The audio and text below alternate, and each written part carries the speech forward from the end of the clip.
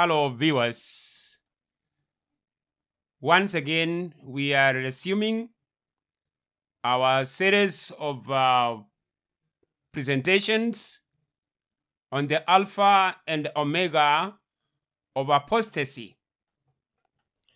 This one now being the sixth part of our series and one of the most important. And before we begin, I would like us to get the word of the Bible from the book of Revelation in chapter 3, verse 7 and 8. Christ speaking to the seven churches, and in particular the church of Philadelphia, said, "Behold, I set before thee an open door." What does this all mean? What does an open door mean?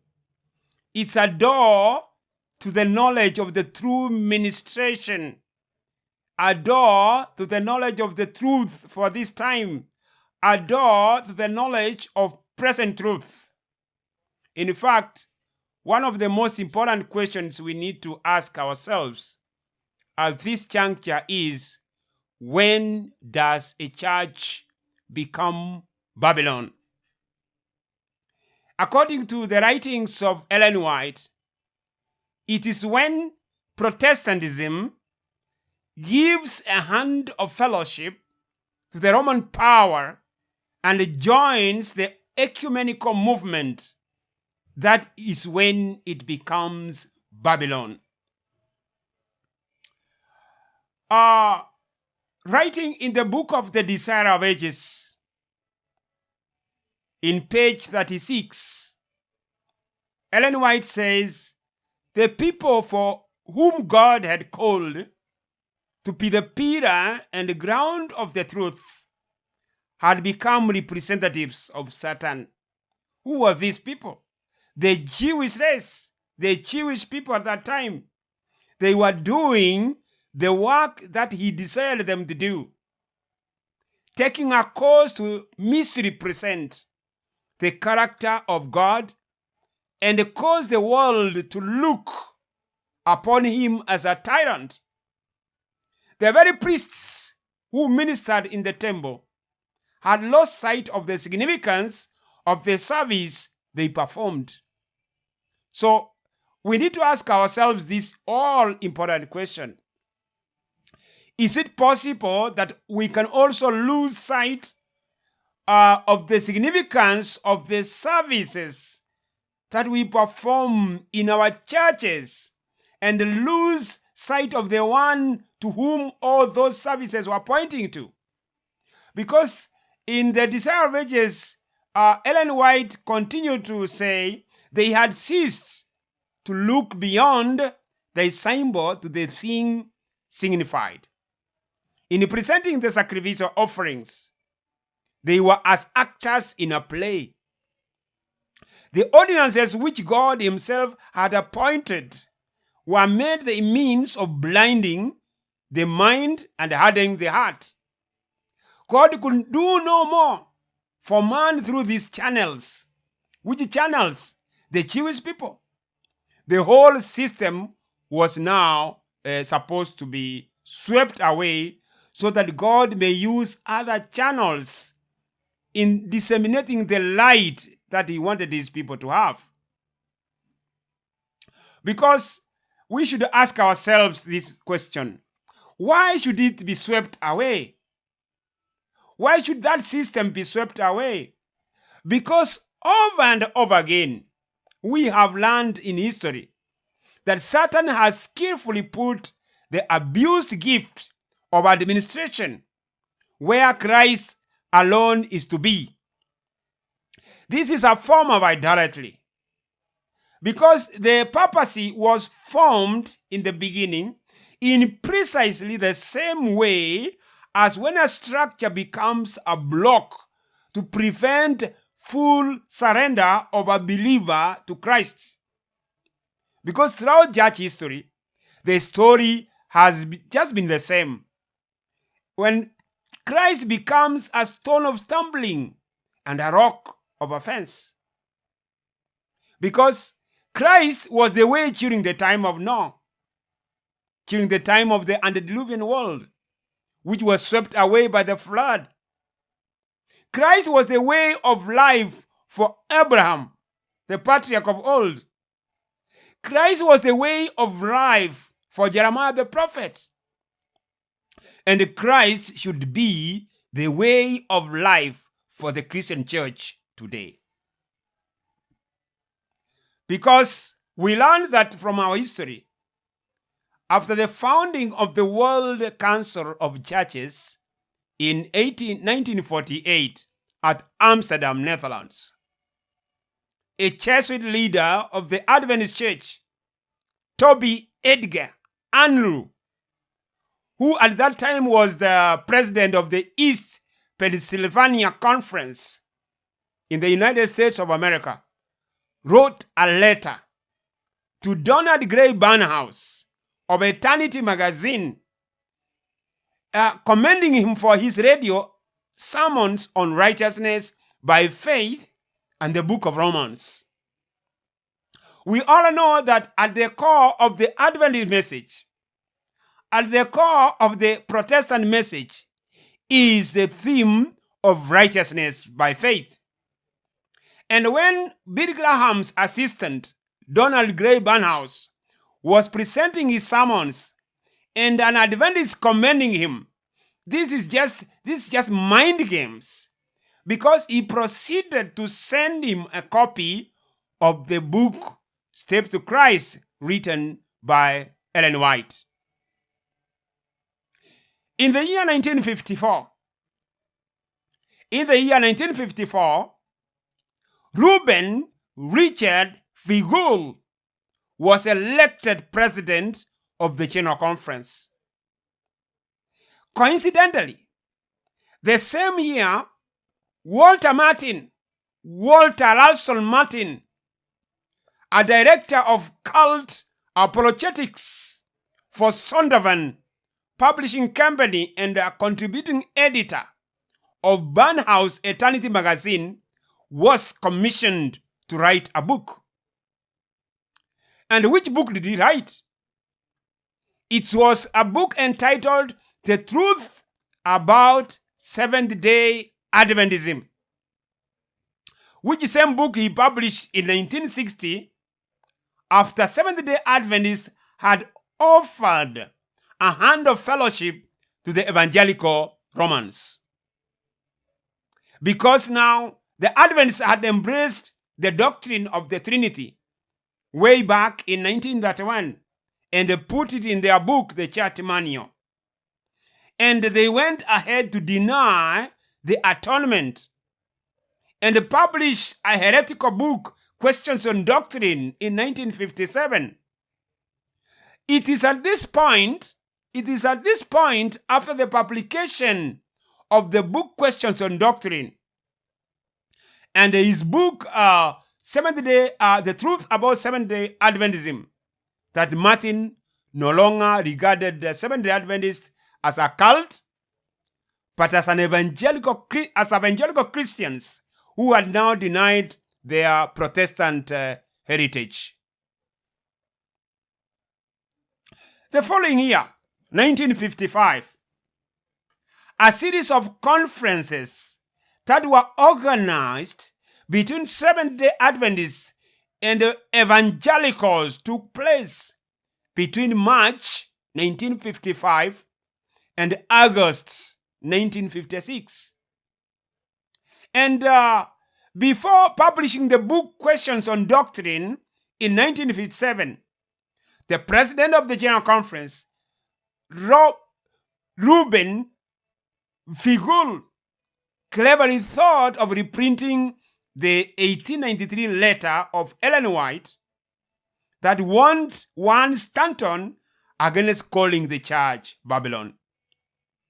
In order to deceive the Adventist laity, because they had already sold the church through the answers they gave to the evangelicals, resulting in the publication of the book Questions on Doctrine that downgraded Adventist doctrine and in the process making it a sister to to fallen Babylon.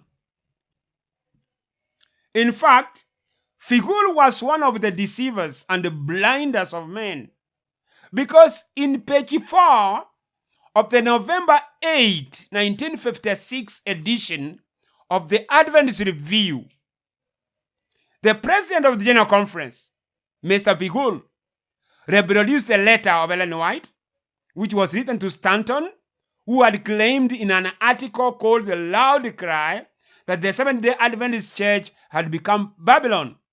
Of course, let's all agree that Stanton at that time was wrong, because the claim by Stanton that the SDA Church had joined the Protestant churches of the day was not true, because it is by the joining that they could have qualified to be Babylon, but they had not joined at that time. So Stanton was not justified in saying that the church had become Babylon in the year 1893, when Ellen White was still in Australia.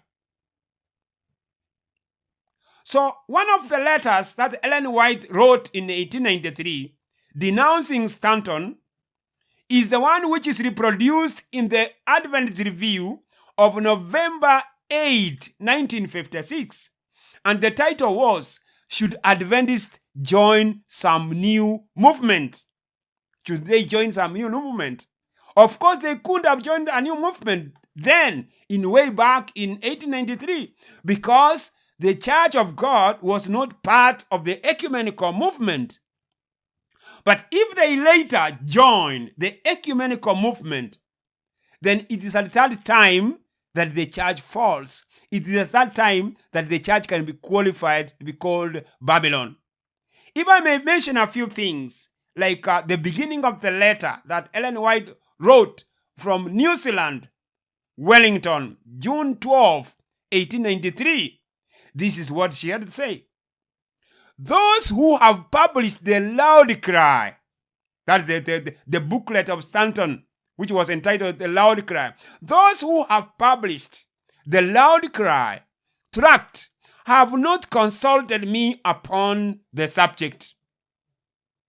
They have quoted largely from my writings and put their own construction upon them. They claim to have a special message from God to pronounce the Seventh-day Adventist Church Babylon, proclaim her fall, and call the people of God to come out of her, and to try to make the testimonies substantiate their theory. These publications are misleading minds," this is what Ellen White had to say, "and increasing the prejudice already existing, and tend to make it more difficult to get access to them to present the message God has given in warnings to the world altogether, a different character from the ideas presented in these pamphlets." So Ellen White was denouncing what Stanton had written way back in 1893, because in fact, if the church was to become Babylon, then there was a living prophet who could have called the members out and told them, "This church has become Babylon and we need to come out." But then it had not become Babylon at that time, because during that time, I repeat, the structure or the church had not become a structure which uses the policy of the papacy and they join forces with the papacy to silence the voice of dissent and the giving of the true loud cry. Today, the church structure or the church audience has become intellectually and spiritually submissive and trained to respond to the structure in exactly the same way Catholic congregations do to their priests. People are taught to look to the structure for guidance instead of seeking guidance from Christ, who is the head and the actual head of the church. So we ask ourselves again this question: just for the sake of clarity. So when did the church of God join the fallen churches of Babylon? It was through the evangelical conferences or meetings that happened between 1955 and 1956, and which made some special changes of doctrine of the Adventists regarding even the atonement. It is at that time that the Remnant Church of God gave a hand of fellowship to Romanism. And in fact, I remember one of the Adventist writers and editors, Arthur Maxwell, who, after coming out of the Second Vatican Council, which had convened between 1962 and 1965, and saying that, how can we call this man the beast? How can we reject an outstretched hand and become Christians? And he even went further to tell us that he sat closest to His Holiness, now revealing to us what type of person that he was. He was not one of the remnant, but was one of the apostates. Because we read in the Great Controversy, the 1911 edition, on page 383 thus, many of the Protestant churches are following Rome's example of iniquitous connection with the kings of the earth, the state churches, by their relation to secular governments and other denominations, by seeking the favor of the world. And the term Babylon, which means confusion, may be appropriately applied to these bodies, and all professing to derive their doctrines from the Bible, yet divided almost innumerable sects with widely conflicting creeds and theories. Do we have such a state of affairs today? Yes. Do we have churches with conflicting creeds and theories in our day? Yes. And the Remnant Church of God had not become part of these churches. Now, how has Satan succeeded in our day in keeping God's people in ignorance of the affairs of their church, of the affairs regarding their faith? It's because he has used the leaders. He has used the leaders. When the leaders sold the Church of God to the Evangelicals way back between 1955 and 1956, many of the laity never knew what was happening. And because now Adventists had given a hand of fellowship to the Evangelicals, even as Leroy Froome, one of the conferees, wrote to Martin. In fact, he confessed that the second day of the evangelical conferences will never be forgotten by those who participated in them. Anderson was present. Roy Allen Anderson was present. And as the morning session began, Martin announced that as a result of the first round of discussion and the reading matter he had given, he was admitting that he had been wrong about Seventh-day Adventism on several important points, and had become persuaded now that the Adventists who believed as did the conferees were truly born-again Christians and his brethren in Christ. Did you get that? Those who believe as their leaders. Taken to mean that the leaders are the standard instead of the Bible being the standard. In a dramatic gesture, Leroy Froome continued, he extended his hand of fellowship. So then we need to ask ourselves at this point a very important question. Did Ellen White write in the writings of the Spirit of Prophecy that the Protestants of the United States will be foremost in stretching their hands across the gulf to grasp the hand of spiritualism? Yes.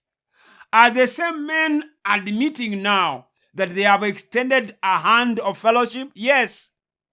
In fact, here is what Pornhouse wrote in a preface to Walter Martin's book, which was published later in 1960, called The Truth About Seventh-day Adventism.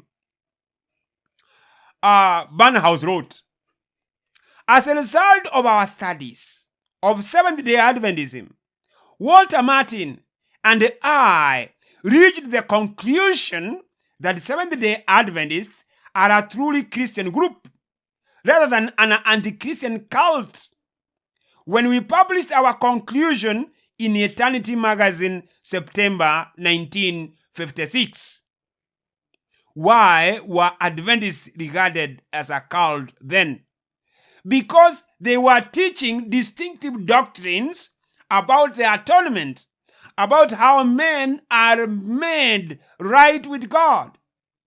They were teaching the right things according to the Bible regarding the Godhead. They were teaching the right things regarding the law of God. So, because of these distinctive doctrines that the Adventists were holding to, they were considered as a sect. And now that because through the evangelical conferences or meetings, they had stretched a hand of fellowship to the evangelicals who actually represented Romanism, they were no longer regarded as a cult.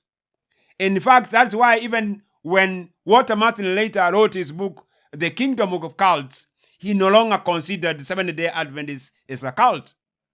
Because Barnhouse continues to tell us that we were greeted by a storm of protests from people who had not had an opportunity to consider the evidence. Where was the evidence? The evidence was with Walter Martin. The evidence was with Donald Gray Barnhouse. The evidence was with Leroy Froome. The evidence was with Roy Allen Anderson and many other of the conferees. But Barnhouse tells us that let it be understood that we made only one claim, i.e., that those Seventh-day Adventists who follow the Lord in the same way as their leaders who have interpreted for us the doctrinal position of their church. Remember that? The leaders are interpreting the doctrinal position of the church.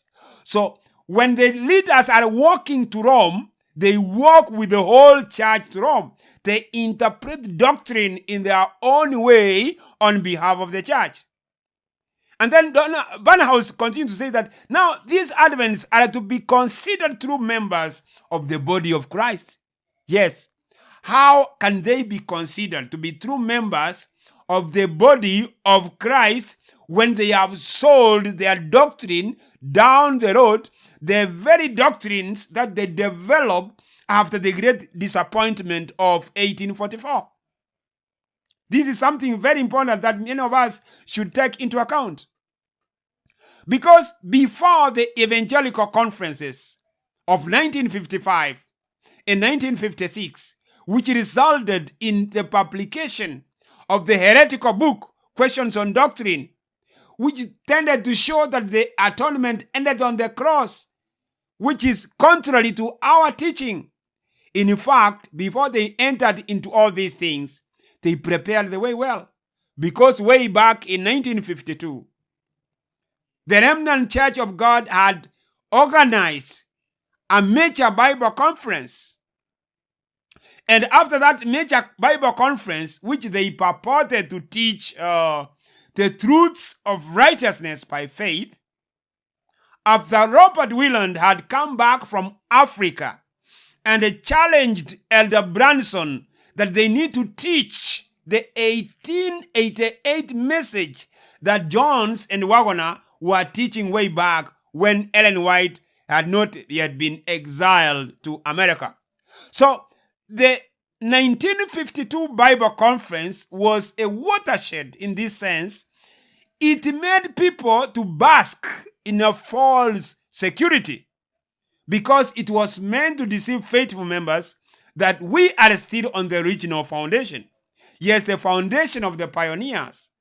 The very foundation that Ellen White talks of, that many of our people do not know how firmly the foundation of our faith has been laid by elders James White, elders Hiram Edison, elders Joseph Bates, and the rest of the pioneers who laid a solid standard for the Adventist faith. A standard which ensured that those who will walk in it will walk in it into eternity. So now that the Adventist church was drunk with the doctrine of the Trinity, which was the wine of Babylon, it was to follow and go the way back into the way of Rome. So in 1952, when the Bible conference was held at the General Conference, the leaders published 2 books or 2 volumes of books. One was called Our Firm Foundation, Volume 1, and the other one was Our Firm Foundation, Volume 2. You can get these documents online. And in those documents, you will find that the major presenters of the 1952 Bible Conference are again the same people who were involved in the Evangelical sellout. What a coincidence. Because at one time, Ellen White wrote in a paper called Present Truth of March 1850, thus, if we are firmly fixed upon the present truth and have our hope like an anchor of the soul, cast within the second veil, the various winds of false doctrine and error cannot move us. So how can we be firmly founded on the truth? It is when we follow on to know the Lord, as he has told us that he has set before us an open door. So Ellen White had to tell us that the excitements and false informations of the day cannot move us when we are firmly put on a foundation that is sure. Then she proceeds to say that, for we know that the master of the house rose up in 1844, who was the master of the house other than Jesus Christ himself, and shut the door of the first apartment of the heavenly tabernacle. So what does Leroy Froome and his Wolfpack, what are they trying to do to the faithful? They are trying to open a door that the Lord has already shut. The door of the first apartment, the door of the first administration. Instead of moving on to the Holy of Holies, to the place which is the inner veil, where we have the Lord's Testament, where we have the Ark of the Covenant, where we have the Ark of God's holy law.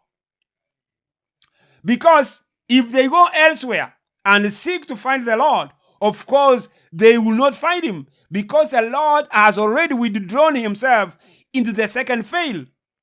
And those who follow on to know the Lord in the second veil, we know of the doctrine. And that's why the Bible tells us in the book of Revelation chapter 14, verse 4, that they follow the Lamb whithersoever he goeth. So only those who will be anchored in Bible truth, they are the only ones who will be saved from the mighty delusions that will come upon the world through the power of spiritualism. Because Ellen White, writing the Great Controversy in that chapter called Spiritualism, or Can Our Dead Speak to Us, said that Satan has not reached the accomplishment of his purposes, yet it will be reached in the final remnant of time. And it quotes John the prophet that I saw 3 unclean spirits like frogs that go unto the kings of the earth, preparing them for the great battle of the Lord Almighty, the battle of Armageddon. It is only those who have understood our church history who can be saved from the time of the marvelous working of Satan. Because the spirit of prophecy tells us that when the threefold union is complete, as it was complete way back in 1995, when the believers welcomed the Vatican flag at the General Conference, when they adopted the flag of the World Council of Churches, when they adopted the flag of Babylon. The Spirit of prophecy tells us that it is a time for the marvelous working of Satan and that the end is near. So we need to ask ourselves this important question. Is the end really near? Do we need to prepare for the Lord at a time like this? Yes, we need to prepare for the Lord's coming, anchored on the right doctrines, because these doctrines center around worship. And when we come to the true worship, as we are called by the first angel, and embrace the truths of righteousness by faith, and have a real conversion experience, that is when we can qualify to be candidates of the kingdom of the glory. These are the messages we need for this time.